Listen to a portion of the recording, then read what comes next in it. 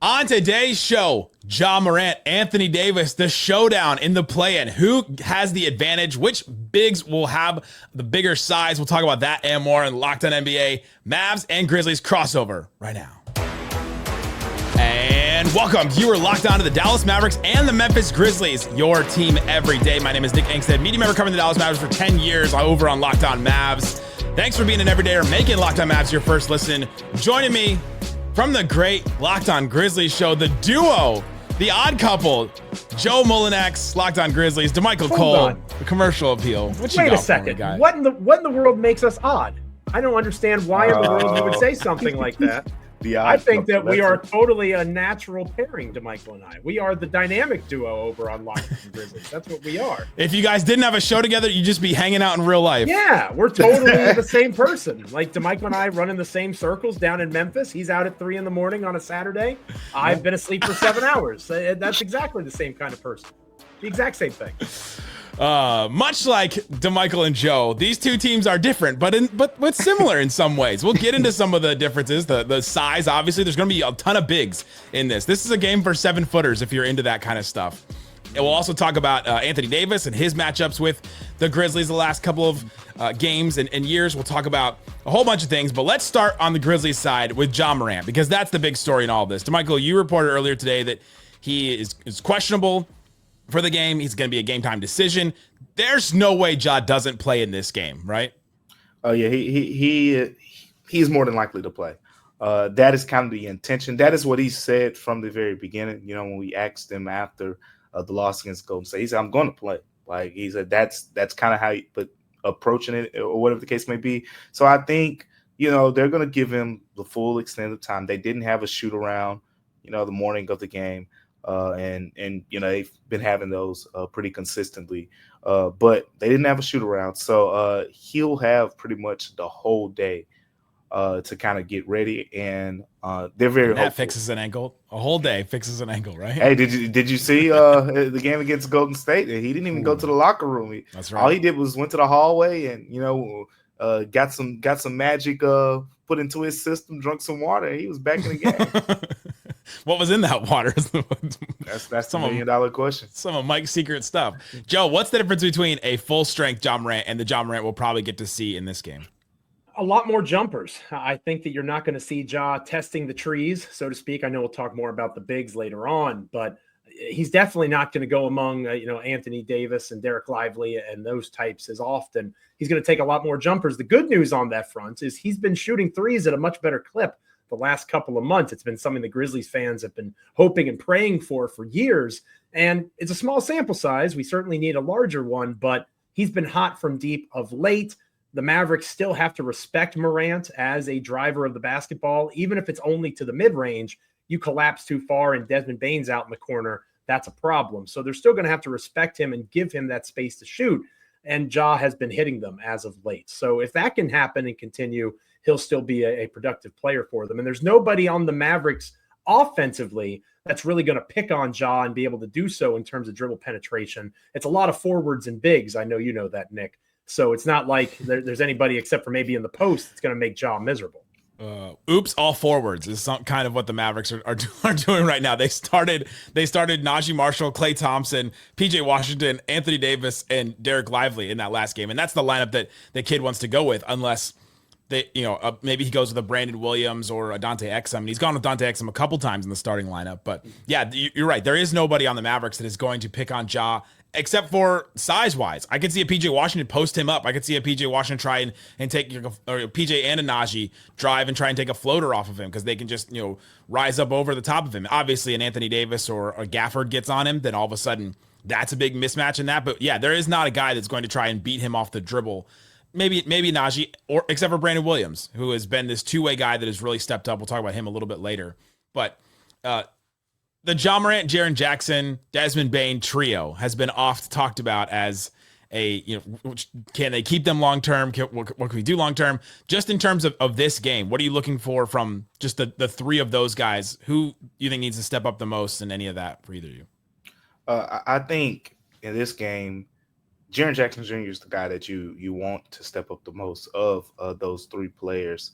I think that Desmond Bane is going to have a solid game as well, because you talk about the fact that they're probably going to shoot more jumpers. Like this Dallas front court, there's a small sample size. I'm sure you'll get to that a little bit to work with there, but you kind of get the sense that with that makeup, they're going to be tough to score against in the paint, and that's how it was for the Sacramento Kings.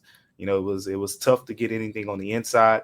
We've seen Anthony Davis, we've seen Derek Lively and Daniel Gafford from the Grizzlies' perspective, and now you fusion them onto one team. It's going to be somewhat tough to score in the inside. It's going to be, Josh going to have to probably get to that floater a little bit more. It's going to be Desmond Bane get to the mid-range jumper. But the one guy from a size standpoint who can go to the paint and naturally, I say, go get some of his shots is Jaren Jackson Jr. But he's going to have to make them. I think what Golden State did was a good job of, basically, I'll say preying on the fact that he isn't known to be a strong playmaker, especially passing the ball out of the post and things like that. And there were several times in that game where he would put his head down and dribble, and a weak side defender would come, and they strip the ball away or something like that. I don't expect that Dallas, because of their front court and their size, would bring much help. So you talk about more one-on-one opportunities for him, but it's not like he's going against any puppies out there. So it's going to be a tough matchup. I think Jaren is the one guy who can kind of he has to be that guy, because he's going to get some one-on-one opportunities, and that hasn't been a consistent theme for him this season. Yeah, what did Chris Vernon say? That the Mavs have all men. They're all men in there. And no puppies over there. That's right. The Grizzlies have their own men too over on their side. Play with size a lot. Zach Edey, Jaren Jackson Jr. play like 14 minutes a game together. Joe, what have we seen from that group, and what are you looking at from that group to play against Anthony Davis and a Derek Lively and a Daniel Gafford? It's a mixed bag, because DeMichael has pointed out on our show in the past that the best two-man rating of anybody that's a consistent starter for the Grizzlies is Jaren Jackson Jr. and Zach Edey. They have the best two-man net rating of any pairing that includes Grizzly starters, and it's even better than that. It's the best of anybody that's played at least 600 minutes together, according to NBA.com stats. So these are two guys that have statistically done a lot of good things, but I wrote about it for our newsletter a couple of days ago. Hey, LockedOnDaily.com. That's exactly right. Wrote for, not AI generated, a piece about the realities of Jaren and Zach not playing well against Golden State, whether it's Edey not finishing well around the rim, not being able to dunk above his head. He always brings it down below where everybody else is. He had a 6 or 7 inch height advantage against everybody on Golden State, and yet he was making the ball available to anybody that wanted it. He wasn't using his size effectively, and he also wasn't able to pass out of the post when they doubled him because of that size advantage. So while Edey was a +6, that number is misleading. He struggled in that game, and Jaren struggled against the Warriors. He was only 2 for 6 on 2-point shot attempts. He was 4 for 9 from 3, but he's 6'11", 245 pounds. And again, he had the size advantage. This is a game where that size advantage will not be as pronounced. How are both of those guys going to be able to respond? I think outside of Ja's availability, that's the biggest storyline. Can those two match up with and perhaps even outplay when AD's not on the court? Because I think we all can agree AD is the best of all of them. When Davis is not on the floor, are Edey, Jaren, whatever the bigs are that Memphis has out there, like Asante Aldama, can they win those front court minutes? That's going to be something to keep an eye on. Yeah, it's going to be interesting because it's the strength of these two teams, right? The size they can play with and the different lineups. Even talk about, Asante Aldama, like you said, bring in different kinds of looks with size. Mavs, similar thing. You can play AD at the 5, you can play him at the 4, and which one will win out, and or which others maybe they just equal each other out, and then which others can find advantages, and that I think that's something that's really interesting. DeMichael, what issues has Anthony Davis given the Grizzlies that you're looking for in this game? Yeah, he's been a problem. He's everything that the Grizzlies struggle against. He's a great rim protector on the defensive end. We've seen a lot of times John Morant drive to the basket, and sometimes he changes his shot mid-air when there's that 7'6" wingspan just pops up out of nowhere. He's had a lot of blocks against Jaren Jackson Jr. just going straight up. Desmond Bane, like he's an absolute disruptor. against them and pretty much anyone, but it's shown up against the Grizzlies, specifically in that playoff series. You want to go back to 2023. Oh, yeah. The one thing, or if you say he hasn't been great against the Grizzlies and specifically the players, surprisingly in a way, Zach Edey. Zach Edey has had success in the NBA against Anthony Davis up to this point. They played against each other twice when Anthony Davis was playing for the Los Angeles Lakers. And if you go back to both of those games, ironically, both were losses for the Grizzlies. But Zach Edey in the first game did not start in the first game. I think the Grizzlies were almost scared of the idea of him starting that game because, I mean, down the stretch, LeBron James and Anthony Davis had some success as a pick and roll tandem, and we could probably, see the Mavs kind of go into some of that stuff. But over the course of the game, Zach Edey was a difference maker because of the fact that when he was in the game, he could rebound, he could be physical against Anthony Davis. All the things that if you take Zach Edey out of the equation and you go back to 2023, 2024, the Grizzlies struggled against Anthony Davis in those areas. So I think how they use Zach Edey is going to be really telling because we go into this last game against Golden State, and the big thing was like during the game, like we're watching Zach Edey guard Jimmy Butler. This is really happening right now. Zach Edey's guarding Jimmy Butler, and I asked the coach about it after the game, Tomas Islo, and he basically says that he said a lot, but in short words, he basically said that Jaren Jackson Jr. they didn't want him guarding Jimmy Butler. Jimmy Butler's prone to draw a lot of fouls, and they wanted Zach Edey basically on one of the weaker shooters, so to speak. That was kind of the idea with the thinking in a way. If you look at the Mavs front court and the success that Zach Edey has had, maybe I want to see if they start Zach Edey on Anthony Davis or they just make it simple and start him on Derek Lively, because we could expect him to be on Derek Lively. But thinking back to that that Warriors game, if we're talking the same strategy, because Anthony Davis is going to draw some fouls. That's another thing that I didn't really mention as much. He's gotten Jaren Jackson Jr. in foul trouble a bunch of times. So real interested to see if they cross-match that. It'll be fascinating to see this matchup coming up. Let's talk about the Mavericks. What are the Mavericks? How do the Mavericks find success against the Kings? How will they attack the Grizzlies? Let's talk about all that and more coming up. Today's Locked On Mavs, Locked On Grizzlies. Today's episode of Locked On Mavs, Locked On Grizzlies, the crossover is brought to you by Upwork. Scaling your business requires the right expertise at the right time. With Upwork, you can find specialized freelancers in marketing, development, design, and more experts ready to help take your business to the next level. Sometimes you're like an NBA team where you've got these one-offs. You've got a play-in game or something like that. You need to find talent that can help you just for that season or just for that period of time. Upwork helps you. They give you flexibility, connecting you with top freelance talent across multiple industries, including IT, AI, web development, and marketing. Whether you need an extra hand for a project or a long-term partner, they can find you that as well. Upwork makes hiring simple and affordable. They also, instead of hiring full-time, Upwork helps find affordable top-lance freelancers to scale your business effectively so that you're not wasting time or money. Posting a job is free and simple, and within a day, you can get multiple qualified candidates to choose from. Visit Upwork.com to post your job right now. Upwork, UPWORK.com, Upwork.com to connect with the top talent and grow your business today.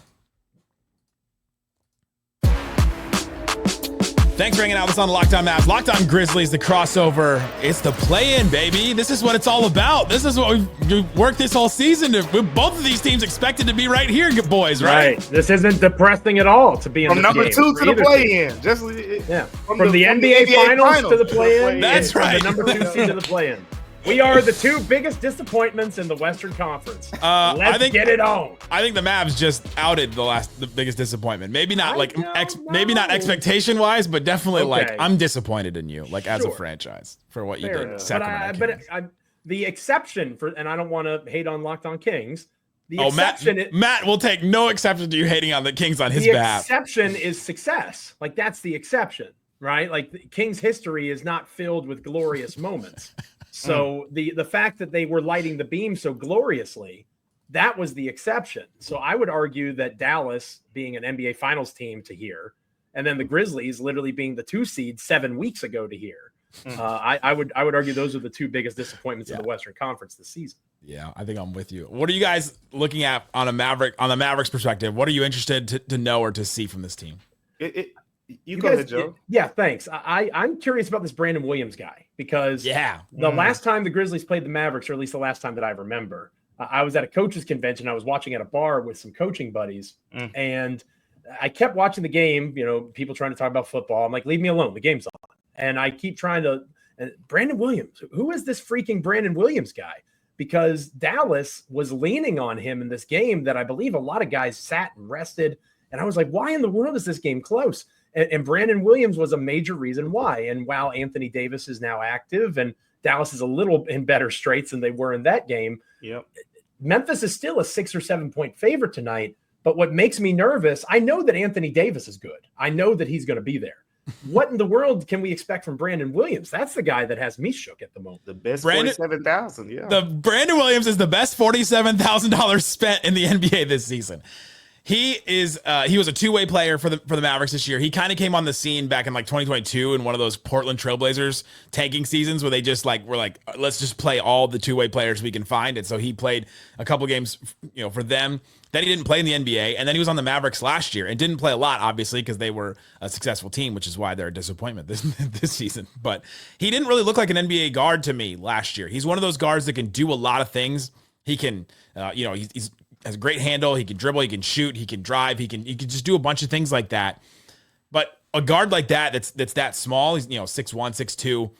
You have to be good at all those things in order to make it in the NBA. And each of those has to level up to a certain point. And I just didn't expect a lot from him this season on a two-way. And I didn't really expect him to play a lot because they had a lot of guard play at the time when I was thinking about Brandon Williams at the beginning of the season. Now he's been like the Mavs savior in some kind of ways because he has leapfrogged Spencer Dinwiddie in the rotation.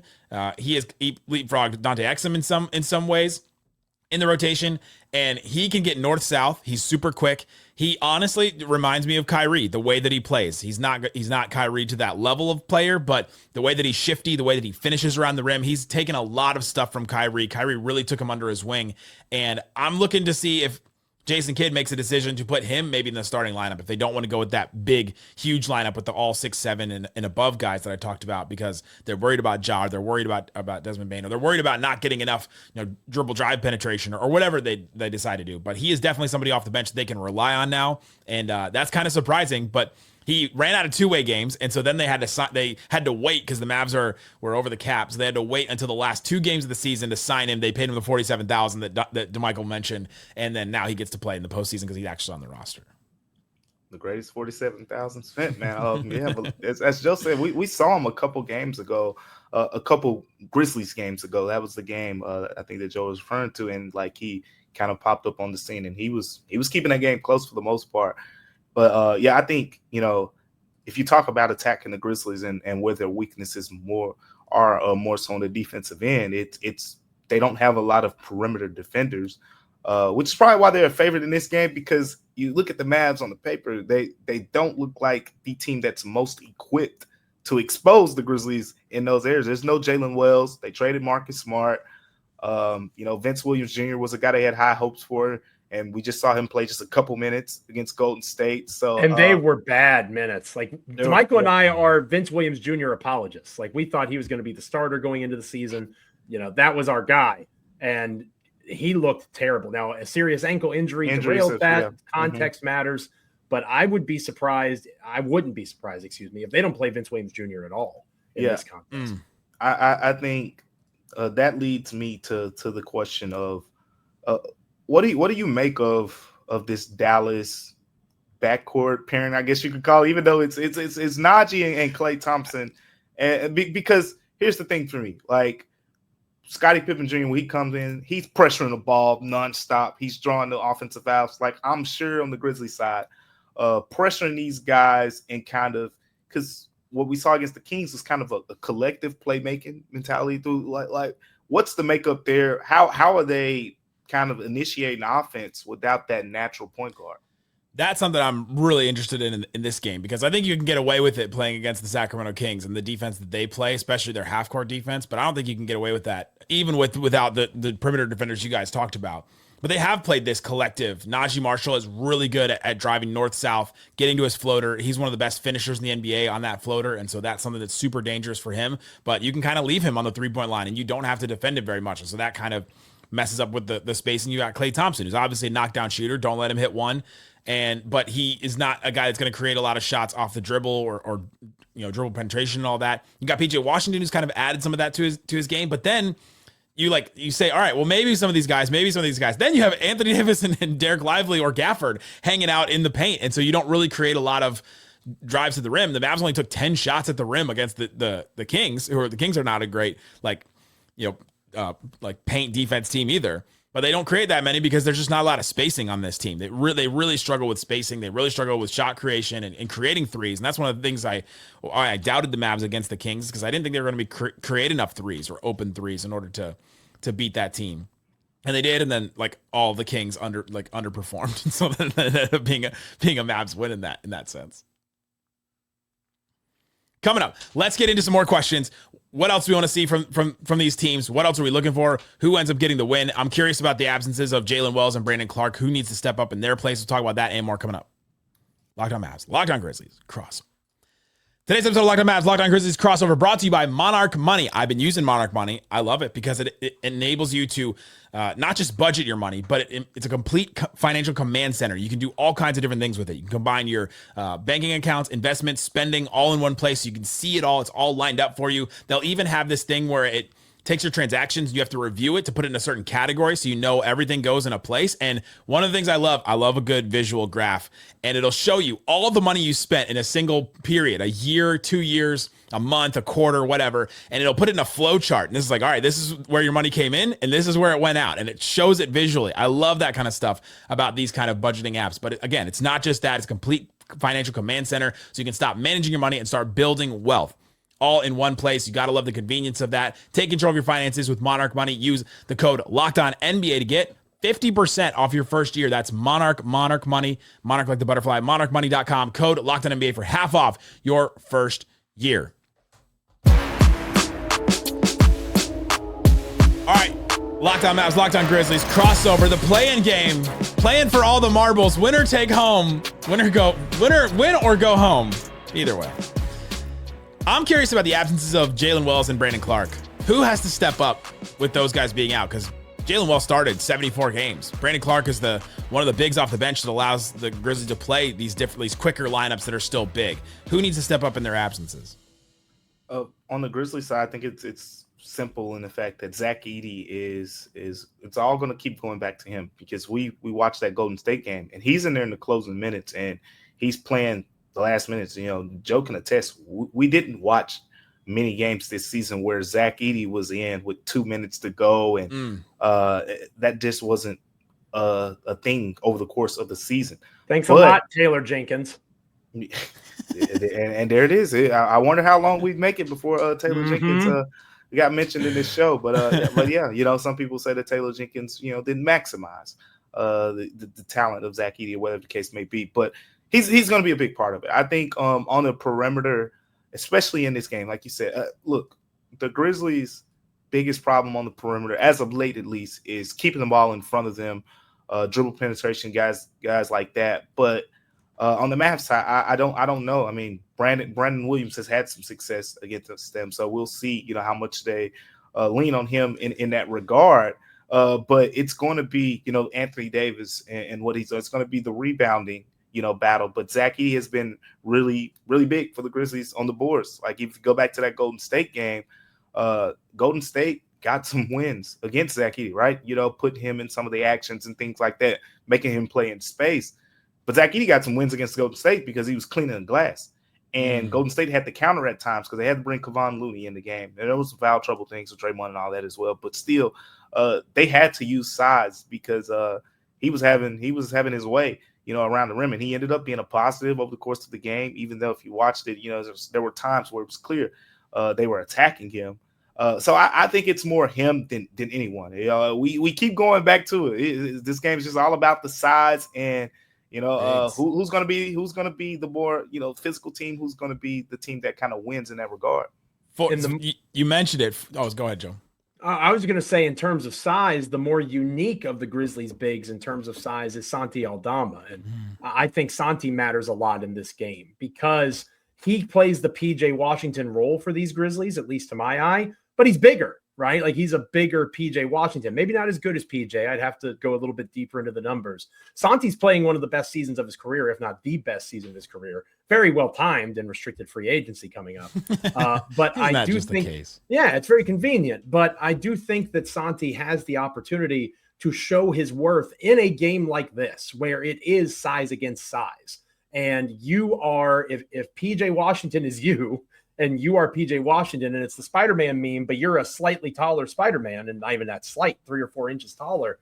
How do you maximize that? How do you utilize that advantage? Because I agree, Lively and Edey, depending on how Isolo lines up those matchups, they kind of cancel each other out in some ways, in terms of I don't think Dallas can abuse the Grizzlies the way that Golden State did in those actions. So can players like Santi, or if Memphis decides to go small with Scottie Pippen Jr., like they did against Golden State, if they go that route, and they just try to run circles around the bigger Mavericks. There's lots of – this is going to be a really good window into the philosophy and in-game strategy of Tomas Isolo. And that's the main reason I want this season to continue at this point, is if Isolo is the leader in the clubhouse to be the next head coach of the Grizzlies, let's get a bigger sample size of what the heck this guy actually is as a coach. This is a fascinating chance to go from a Warriors team that was small to a Mavericks team that's big. How does he take this roster and tweak game plan from day to day? Yeah, let me add to that real quick, because – that is the one adjustment that the Grizzlies can make, and I would be really intrigued to see how over the course of the game the Mavs counter. They're the one team they can throw. They've done it at times this season. They can put Santi Aldama in the starting lineup at the 3. I think they will. That's my bold prediction. I think they will too, because they started Scottie Pippen Jr. They had barely used that lineup over the course of the season against Golden State, and he was mainly in there to chase Steph Curry around the floor, for 35 minutes or whatever the case may be. In this case, PJ Washington is a bigger player, and I mean, I don't know if over the course of the season he's just that good as an offensive rebounder, but he had some really good offensive rebounds against the King, like some big man boards where Anthony Davis, who's taking a lot of jump shots, and he was basically just replacing Anthony Davis and crashing the glass. And that's what Santi Aldama, in a way, when he's been at the 3, he's been a very good rebounder for the Grizzlies in that role. So I think they can kind of, even out the size advantage that Dallas typically has in a way, because they can throw Santi, at the 3 and survive in that way. Because the problem would be if Dallas had, some wings that could kind of, put him in space and things like that. But yeah, that's one big adjustment that I think Memphis probably will make, and it'll be interesting to see, how they counter Nick, how Dallas counters. Yeah, I don't know. We've barely seen this Mavericks team all together. Like that game, that play-in game was the 3rd game this season we've seen Anthony Davis, Derek Lively, and PJ Washington together, right? So wow, there are no trends. There's no what do they counter with when they see this? Like we just don't know at this point. I even asked Doug Christie before the game against the Kings, the interim coach of the Kings. I asked him, how do you even prepare for a team that has played that lineup 3 times or 2 times at that time? And he says you go with what the stars. He said Anthony Davis. We look at what they do when he plays at the 4, what he plays at the 5, and then go from there. And then you just look at historically what the coach has done and what the coach has wanted to do. The Grizzlies just made a big change at coach. Mentioned Taylor Jenkins, and now you have the interim coach. Say the name of the interim coach for everybody at home. Joe, you want to go for it? See, I knew you were going to do that to me. I mean, I can do it. Tomas Isolo. There we go. Tomas Isolo. Do we know what he wants to do that's different so far than what Taylor Jenkins was doing? You mentioned some of the Zach Edey, obviously him closing, but is there anything else different that we expect? Edey and Morant are the biggest things, right, DeMichael? Yeah, for sure. It's kind of strange because you got a conundrum with the Grizzlies, and it goes back to Jaren Jackson Jr. as well. Before the coaching change, people around here, they call it, I haven't called it this. It's a weird term to me. Joe said it a couple times too. Equal opportunity offense. That's so weird to me. But they called it the equal opportunity offense because so many guys would have the ball in their hands. Ja Morant would just be standing in the corner while Desmond Bane would be orchestrating the offense or whatever the case may be. And it was weird to people.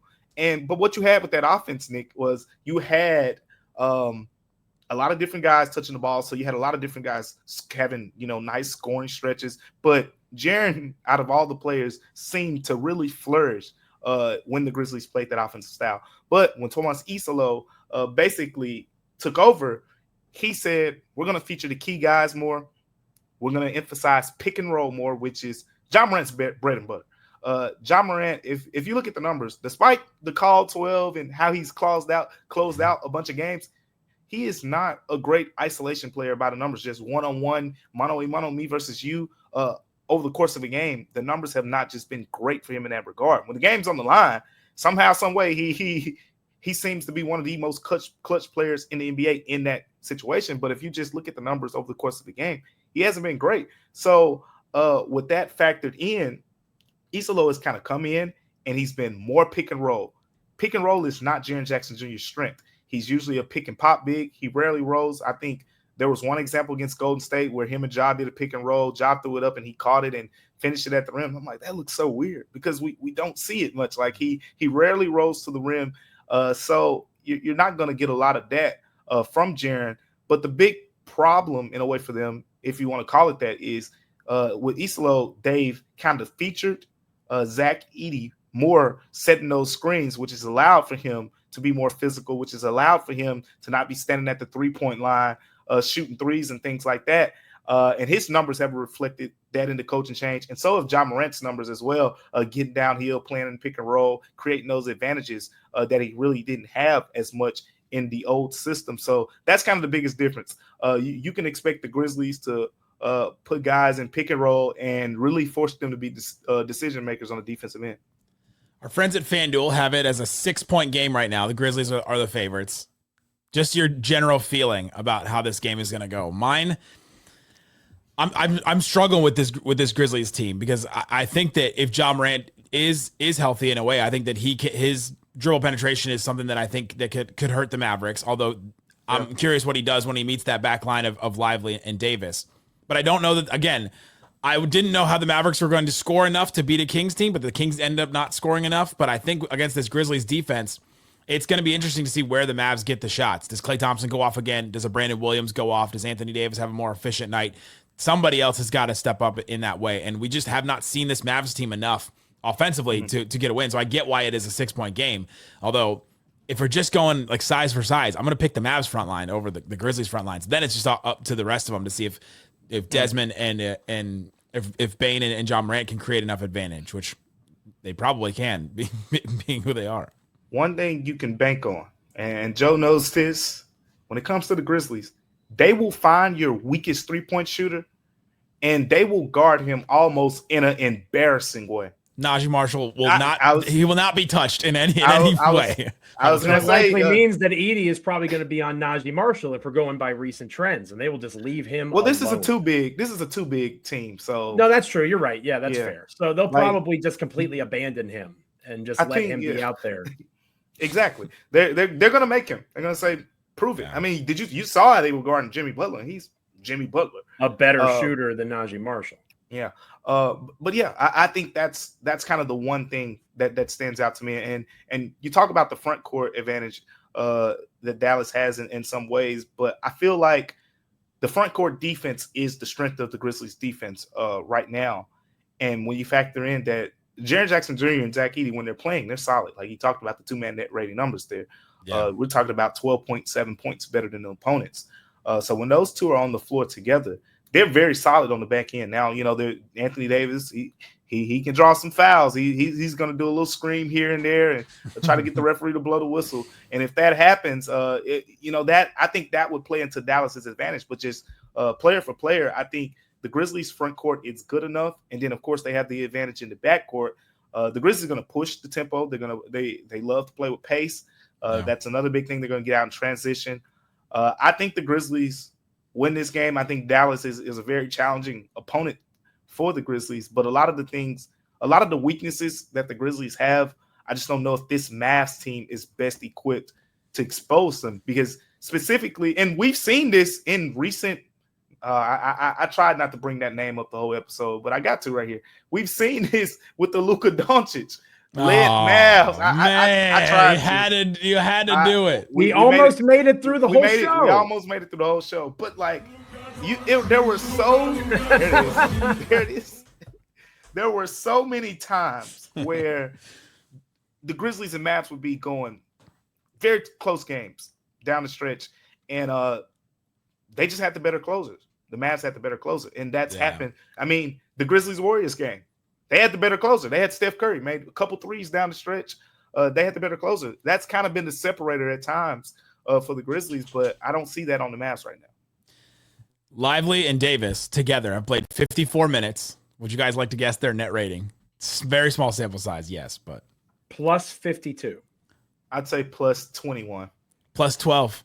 It's the same. Oh, see, I was over same as the Grizzlies. Same as Edey and Jaren Jackson. So it's go. like, all right, whoever's front court wins, I think wins this game. And I think that's something that we're going to see maybe early in this game. Go check out Locked On Grizzlies. Great stuff all the time. Great stuff on their newsletter, like they said, lockedondaily.com on that. Guys, thanks so much for hanging out with us on Locked On Mavs, Locked On Grizzlies, the crossover.